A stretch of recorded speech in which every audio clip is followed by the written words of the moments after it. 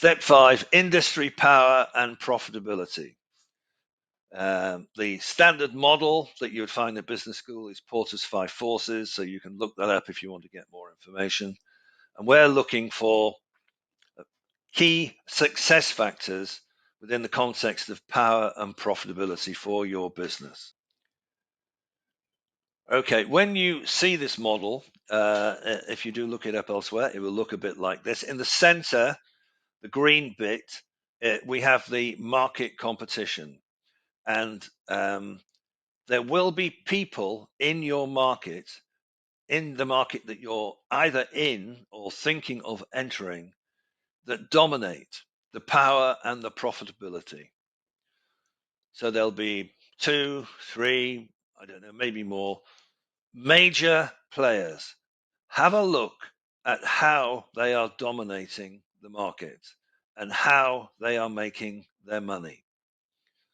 When you know how they dominate the market and how they are making the money, begin to consider what is unique about your business that can compete in that market that will allow you to make a profit.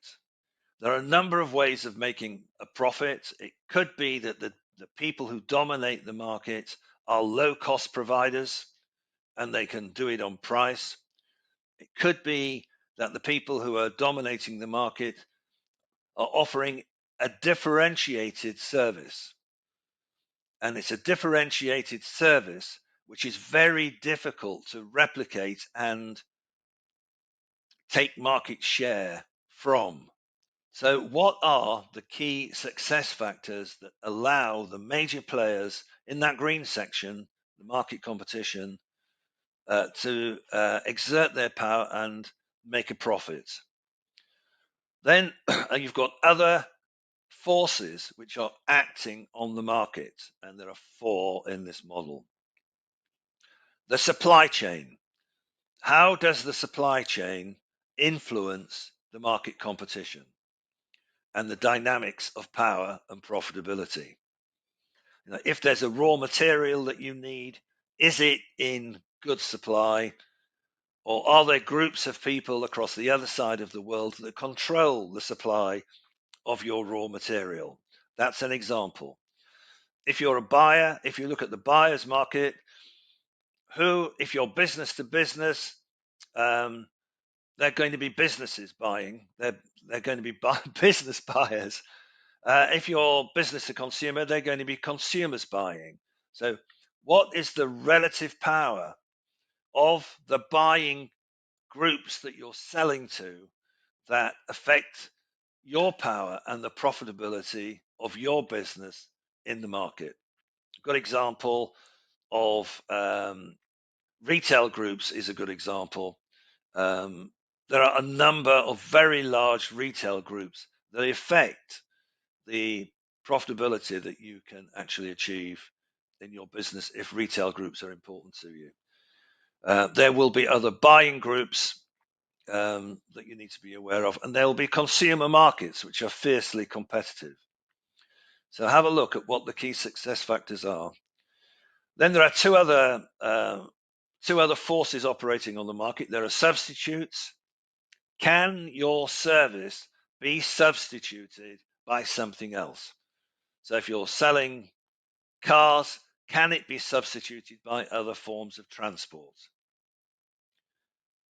And then there are new entrants.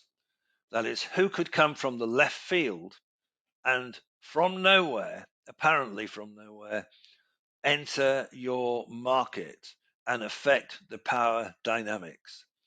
And I think possibly a new entrant right now might be electric vehicles entering the transport market. But you decide, you provide the rationale, and work out what are the key success factors and the dynamics of power and profitability. Here are the instructions which repeat more or less what I've just said. Ask yourself, who dominates the market and how do they do it? For example, companies that dominate, for example, are Lenovo, Nike, McKinsey & Company, Amazon, Google, Chanel, Burberry. Dior, LVMH, Gucci, Walmart, Toyota, Facebook, Procter & Gamble, Apple, AirPods, IKEA, McDonald's, WeChat, Alibaba, Yingke law firm, an odd one for me. Hope I pronounced that correctly. These people dominate their market. Who competes with them?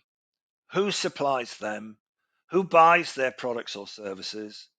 What could their customers buy instead? Substitutes.